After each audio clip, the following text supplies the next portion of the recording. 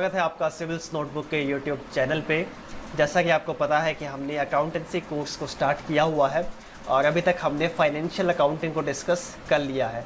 आज से हम मैनेजमेंट अकाउंटिंग के कॉन्सेप्ट को स्टार्ट करेंगे और डिटेल में समझेंगे मैनेजमेंट अकाउंटिंग का मतलब और डिफरेंट कंपोनेंट्स जो एग्ज़ाम पर्सपेक्टिव के लिए बहुत ही इंपॉर्टेंट होने वाले हैं, जो मैनेजमेंट अकाउंटिंग में रिलेट करते हैं।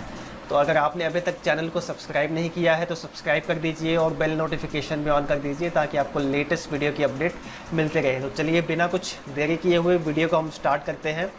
अब सबसे पहले जान लेते हैं कि मैनेजमेंट अकाउंटिंग का मीनिंग क्या होता है। It comprises of two words, management plus accounting, that is accounts which increase managerial efficiency or providing all those information and facts which are necessary for managers। अब जैसा कि हमने पढ़ा कि फाइनेंशियल अकाउंटिंग क्या होता था, फाइनेंशियल अकाउंटिंग में जो भी फाइनेंशियल स्टेटमेंट्स होते थे वो कंपनी के इंटरनल और एक्सटर्नल दोनों यूजेस के लिए यूज़ होता है। जैसे कंपनी के जो मैनेजमेंट है, कंपनी के जो शेयर होल्डर्स हैं, गवर्नमेंट है या कोई भी और एंटिटी है जिसे बिजनेस में इंटरेस्ट है, वो कंपनी के वेबसाइट पर जाके कंपनी के जो भी फाइनेंशियल स्टेटमेंट्स हैं उन्हें निकाल सकता है, उन्हें पढ़ सकता है। लेकिन मैनेजमेंट अकाउंटिंग क्या होता है? मैनेजमेंट अकाउंटिंग का एक ऐसा पार्ट है, एक ऐसा कॉन्सेप्ट है जो सिर्फ और सिर्फ कंपनी के इंटरनल यूज़ के लिए होता है, इंटरनल एंटिटीज़ के यूज़ के लिए होता है। अब जो भी मैनेजमेंट होंगे, जो भी कंपनी के मैनेजर्स होंगे, वो जो है मैनेजमेंट अकाउंटिंग को यूज़ करेंगे ताकि कंपनी में जो भी प्रोडक्ट्स की एफिशिएंसी है, जो भी बिजनेस डिसीजन लेने की एफिशिएंसी है, उसे इंक्रीज़ की जा सके। अगर इसके डेफिनेशन की बात करें तो डेफिनेशन क्या होगी कि management accounting is concerned with the presentation of professional knowledge and abilities to reveal accounting information which may help to the management in policy formulation, planning and control of the undertakings। अब management accounting एक ऐसी professional accounting की form है जिसमें क्या होता है, जिसमें मैनेजमेंट को पॉलिसी फॉर्मुलेशन में, प्लानिंग में, कंट्रोल में, जो भी फ्यूचर में डिसीजन लेने हैं, कैसे कंपनी को कंट्रोल करना है, उसके लिए बहुत ही हेल्पफुल होता है। इसके बाद समझ लेते हैं कि डिफरेंट टूल्स और टेक्निक्स क्या होती हैं मैनेजमेंट अकाउंटिंग की। अब सबसे पहली टूल या टेक्निक क्या है? Financial statement analysis. सेकंड हमारे पास क्या है? Fund flow analysis. Third number पे हमारे पास है कैश फ्लो एनालिसिस। फोर्थ हमारे पास बजटरी कंट्रोल। फिफ्थ है स्टैंडर्ड कॉस्टिंग। सिक्स्थ है मार्जिनल कॉस्टिंग और उसके बाद है मैनेजमेंट रिपोर्टिंग। अब सबसे पहले फाइनेंशियल स्टेटमेंट एनालिसिस क्या होती है? फाइनेंशियल स्टेटमेंट हमने पिछली वीडियोस में पढ़ा है कि फाइनेंशियल स्टेटमेंट्स क्या क्या होती हैं। P&L अकाउंट हो गया, उसके बाद बैलेंस शीट हो गया और कैश फ्लो स्टेटमेंट हो गया। कैश फ्लो स्टेटमेंट भी फाइनेंशियल अकाउंटिंग का एक इम्पॉर्टेंट कंपोनेंट है, लेकिन ये इसे अलग से भी हम एनालाइज करते हैं, ये भी अलग से एक मैनेजमेंट अकाउंटिंग का पार्ट है। अब फाइनेंशियल स्टेटमेंट एनालिसिस में क्या होता है कि जो भी डिसीजन मेकिंग होगी, जो भी मैनेजमेंट के डिसीजन होंगे, वो कंपनी के P&L यानी प्रॉफिट एंड लॉस कैसा है, कंपनी की एसेट और लाइबिलिटीज़ के रेशो कैसी है, कंपनी के डेटर्स क्रेडिटर्स उनके रेशो कैसी है, रेशो एनालिसिस की जाएगी ताकि कंपनी की जो फाइनेंशियल हेल्थ है उसके लिए, उसके बारे में जो है पता लग सके। तो ये भी मैनेजमेंट अकाउंटिंग का एक इम्पॉर्टेंट कंपोनेंट है, एक इम्पॉर्टेंट टूल है। इसके बाद हमारे पास क्या आता है? Fund flow analysis. इन्हें हम एक एक करके नेक्स्ट स्लाइड्स में पढ़ लेते हैं। हमारे पास क्या है, यहाँ पे गिवन है फंड फ्लो एनालिसिस का, हमारे पास यहाँ पे फॉर्मेट गिवन है। फंड फ्लो स्टेटमेंट का बेसिक मतलब क्या होता है? फंड फ्लो स्टेटमेंट का मतलब होता है कि मैनेजमेंट को ये जानना है कि एक फाइनेंशियल ईयर में, एक फाइनेंशियल डेट में, एक किसी पर्टिकुलर सपोज करिए कि यहाँ पे एक डेट है, इस डेट से लेके नेक्स्ट डेट तक जो है,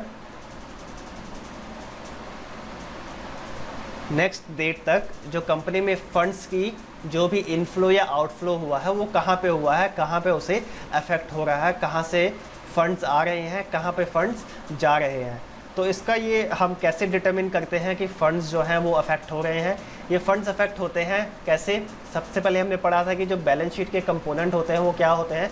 करंट एसेट हो गया, करंट लाइबिलिटीज़ हो गई, नॉन करंट एसेट हो गए और नॉन करंट लाइबिलिटीज़ हो गई। ये चार कंपोनेंट्स बैलेंस शीट के होते हैं और यही डिटरमिन करते हैं कि किसी भी डेट से लेके और नेक्स्ट डेट तक, यानी किसी एक पर्टिकुलर पीरियड के लिए जो फ़ंड की फ़्लो है वो कहाँ से कहाँ पे हुई है। अब इसमें हम कौन कौन से ट्रांजैक्शन लेते हैं? वही ट्रांजैक्शन लेते हैं जिससे हमारी जो वर्किंग कैपिटल है, वर्किंग कैपिटल क्या होती है? वो कैपिटल जो हमारे डे टू डे ऑपरेशंस के लिए यूज़ होती है। अब वर्किंग कैपिटल जिससे अफेक्ट होती है वही ट्रांजैक्शन हम इसमें लेते हैं। तो कौन कौन से ट्रांजैक्शन हो गई? वो ट्रांजैक्शन जो करंट एसेट और करंट नॉन करंट एसेट को अफेक्ट करें, करंट लाइबिलिटीज़ और नॉन करंट लाइबिलिटीज़ को अफेक्ट करें, करंट लाइबिलिटी और नॉन करंट एसेट को अफेक्ट करे और करंट एसेट और नॉन करंट लाइबिलिटी को अफेक्ट करें। तो ये जो ट्रांजैक्शन होती हैं ये हम किस में लेते हैं, ये हम फंड फ्लो स्टेटमेंट में लेते हैं। अब इसका एक बेसिक फॉर्मेट क्या है, इसका फॉर्मेट ये है कि हम यहाँ पे लिखते हैं सोर्सेज, ये हो गया इनफ्लो और ये हो गया आउटफ्लो। तो यहाँ पे आपका ये फॉर्मेट है। ये बेसिक इंट्रोडक्शन है। नेक्स्ट वीडियोस में हम जो है डिटेल में समझेंगे फंड फ्लो स्टेटमेंट का मतलब। हर एक कॉन्सेप्ट का हम नेक्स्ट वीडियोस में डिटेल में समझेंगे, डिटेल में इनके फॉर्मेट को समझेंगे। इस वीडियो में हम सिर्फ और सिर्फ बेसिक मीनिंग को पढ़ेंगे, बेसिक डेफिनेशंस को पढ़ेंगे। इसके बाद हमारे पास क्या आता है, इसके बाद हमारे पास आता है कैश फ्लो स्टेटमेंट। अब कैश फ्लो स्टेटमेंट जो है वो बहुत ही इंपॉर्टेंट है। एक बिजनेस में हमें पता होना चाहिए कि जो कैश का इनफ्लो है और कैश का आउटफ्लो है वो कैसे हो रहा है, कहीं कैश की लीकेज तो नहीं हो रही। अब कैश लीकेज जो है वो बहुत ही इंपॉर्टेंट कॉन्सेप्ट है। कैश लीकेज का मतलब है कि कहीं पिलफरेज या चोरी या कोई मैनेजमेंट में कोई बंदा जो है वो कहीं पे कैश को जो है चोरी करके तो नहीं लेके जा रहा है या कोई भी थेफ्ट तो नहीं हो रहा है, उसे हम कैश की लीकेज कहते हैं और उसे रोकना बहुत ही ज़रूरी होता है। अब इसमें हम 3 कंपोनेंट्स को लेते हैं। सबसे पहला कंपोनेंट है ऑपरेटिंग एक्टिविटीज़, उसके बाद हमारा कंपोनेंट आता है इन्वेस्टिंग एक्टिविटीज़ और लास्ट में हमारा कंपोनेंट आता है फाइनेंसिंग एक्टिविटीज़। और यहाँ पे जो भी इसके बाद निकल के आता है वो क्या होता है, नेट कैश होता है, जो भी हम यहाँ पे बिगिनिंग कैश बैलेंस यहाँ पे लिखते हैं और एंडिंग कैश बैलेंस हम यहाँ पे निकाल लेते हैं। अब ये एक यहाँ पे आपको फॉर्मेट गिवन है, यहाँ पे सबसे पहले आपका ऑपरेटिंग, उसके बाद इन्वेस्टिंग और लास्ट में फाइनेंसिंग एक्टिविटीज़ हमारे पास यहाँ पे आता है। अब इसके बाद हम पढ़ते हैं कि बजटरी कंट्रोल का मीनिंग क्या होता है और ये क्या डेफिनेशन है इसकी। तो सबसे पहले बजटरी कंट्रोल का मतलब क्या होता है। बजटरी जो है वो किससे रिलेट करता है, बजट से। अब बजट एक बेसिकली क्या है, बजट एक क्वांटिटेटिव स्टेटमेंट है, नॉर्मली 1 ईयर के लिए होता है। और ये क्या होता है, ये एक बेसिकली एक डिटेल्ड प्लान होता है जिसमें जो है मैनेजमेंट एक डिसीजन लेती है कि इस साल जो हमारे जो कैश के रिसोर्सेज होंगे, जो मॉनेटरी रिसोर्सेज होंगे वो कैसे यूटिलाइज होंगे। अब बजट क्या है कि बजट जो है एक डिटेल्ड प्लान होता है। बजट से हमें पता लगता है कि हम जो है इस फाइनेंशियल ईयर में हमारी कौन कौन सी एक्टिविटीज़ होने वाली हैं, कौन कौन से हम जो है यहाँ पे काम करने वाले हैं और एलोकेशन होती है फ़ंड्स की इफ़ेक्टिव तरीके से, ताकि किसी भी चीज़ के लिए फ़ंड्स की कोई कमी ना पड़े और या किसी एक्टिविटी के लिए कोई ज़्यादा फंड यूटिलाइज ना हो जाए। तो इसके लिए मैनेजमेंट को एक डिसीजन लेना पड़ता है और ये प्लान को, डिटेल्ड प्लान को तैयार करना पड़ता है। तो इसी से हमारी बजटरी कंट्रोल की डेफिनेशन में निकल के आ जाती है कि बजटरी कंट्रोल एक ऐसा डिवाइस है जो कंपनी जो है इन सभी पर्पस के लिए जो है कंपनी इन्हें यूज़ करती है, इस बजटरी कंट्रोल के प्रोसेस को यूज़ करती है। अब बजट बनाने के 2 सोर्सेज हो सकते हैं। सबसे पहला है इंटरनल सोर्सेज और दूसरा है एक्सटर्नल सोर्स। अब इंटरनल सोर्स क्या हो सकता है, रिसर्च और इन्फॉर्मेशन हो गई, फाइनेंशियल इन्फॉर्मेशन हो गई, एक्सपेक्टेड आउटपुट, परफॉर्मेंस टारगेट हो गई। एक्सटर्नल में आपका क्या क्या आ सकता है, एक्सटर्नल में आपका आ सकता है market and competitors, economic condition हो गई, एक्सेट्रा। ये भी हम जो है डिटेल में नेक्स्ट वीडियोस में डिस्कस करेंगे। और मेथड्स क्या होते हैं, 2 मेथड होते हैं। सबसे पहला मेथड होता है इंक्रीमेंटल बजट और दूसरा क्या होता है, ज़ीरो बेस बजटिंग। इंक्रीमेंटल का बेसिकली मतलब क्या होता है कि जो पिछले साल का बजट होगा उसमें कुछ परसेंटेज इंक्रीज़ कर दिया जाएगा या परसेंटेज डिक्रीज़ कर दिया जाएगा। ज़ीरो बेस बजट का मतलब क्या होता है कि हम जो है पिछले साल का या उससे पहले का कोई भी बजट नहीं देखते हैं, इस साल हम ज़ीरो से स्टार्ट करते हैं और इसी के बेस पे इस साल की एक्टिविटीज़ को मद्देनज़र रखते हुए हम जो है बजट को तैयार करते हैं। अब नेक्स्ट हमारे पास क्या जाता है, नेक्स्ट है हमारे पास स्टैंडर्ड कॉस्टिंग। अब स्टैंडर्ड कॉस्टिंग का मतलब क्या होता है, स्टैंडर्ड कॉस्टिंग जानने से पहले सबसे पहले हमें पता होना चाहिए कि एक स्टैंडर्ड का मतलब क्या होता है। तो स्टैंडर्ड बेसिकली क्या होता है कि एक बेसिकली सेट क्राइटेरिया होता है जिसे हमें एक जो हमारा एक मतलब मेजर होता है और इसी मेजर के ऊपर हमें जो है जो बाकी कंपोनेंट्स होते हैं इसको एक बेस मान के हमें जो है बाकी कंपोनेंट्स को मेजर करना पड़ता है, बाकी कंपोनेंट्स को एनालाइज करना पड़ता है। तो स्टैंडर्ड कॉस्टिंग से पहले इसके 2 जो हमें मेन इंपॉर्टेंट जो कॉन्सेप्ट है वो पता होना चाहिए। सबसे पहला कॉन्सेप्ट क्या है हमारा, स्टैंडर्ड रेट। स्टैंडर्ड रेट क्या है, एक प्री डिटर्मिन्ड रेट होता है, ये प्री डिटर्मिन्ड रेट। और सेकंड क्या है हमारा, स्टैंडर्ड कॉस्ट। तो स्टैंडर्ड कॉस्ट बेसिकली क्या होती है कि मैनेजमेंट द्वारा एक स्टैंडर्ड कॉस्ट फिक्स की जाती है, एक रेट फिक्स किया जाता है कि हाँ सपोज़ हमारा जो है XYZ जो प्रोडक्ट है वो हमारा 100 रुपीज़ के अंदर जो है वो बन जाता है। तो वो हमारी क्या होगी, ये हमारी स्टैंडर्ड कॉस्ट होगी।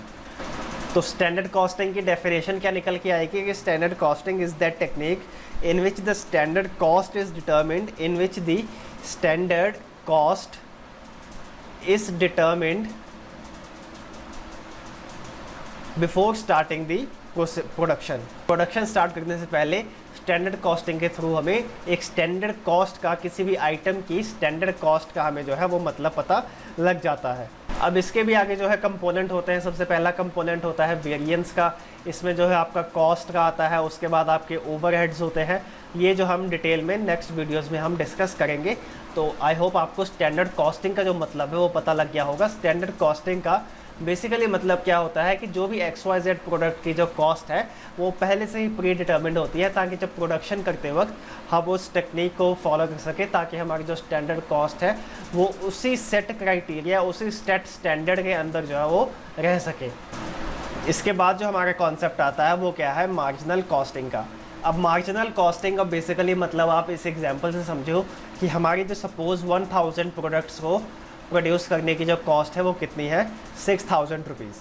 6000 रुपीज़ जो है वो हमारी 1000 प्रोडक्ट करने में लगते हैं। अगर हम 1001st प्रोडक्ट बनाते हैं, इसके बाद हम एक और प्रोडक्ट बनाते हैं, हमारी जो कॉस्ट क्या हो जाती है वो 6004 रुपीज़ हो जाती है। तो ये जो 4 रुपये होगा ये क्या होगी, ये हमारी मार्जिनल कॉस्ट होगी for the production of 1 additional unit. एक एडिशनल यूनिट को बनाने में जो भी हमारी मार्जिनल कॉस्ट होगी, जो भी एक्स्ट्रा कॉस्ट होगी, वो क्या होगी, हमारी मार्जिनल कॉस्टिंग होगी। अब मार्जिनल कॉस्टिंग के अंदर जो कॉन्सेप्ट होते हैं वो क्या होते हैं, इसके अंदर हमारी होती है फिक्स्ड कॉस्ट और वेरिएबल कॉस्ट।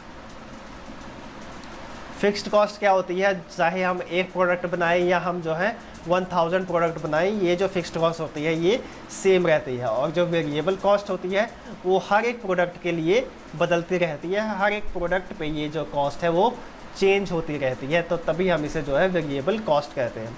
तो इसके अंदर के जो कंपोनेंट होते हैं वो क्या होते हैं, जो मार्जिनल कॉस्टिंग के डिफरेंट टूल्स क्या क्या होते हैं। सबसे पहला है इसका कंट्रीब्यूशन,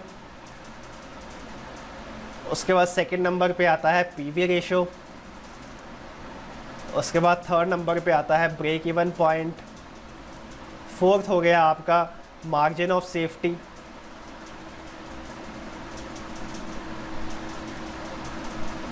उसके बाद फिफ्थ नंबर पे आ गया ब्रेक इवन चार्ट्स, और सिक्स्थ क्या आता है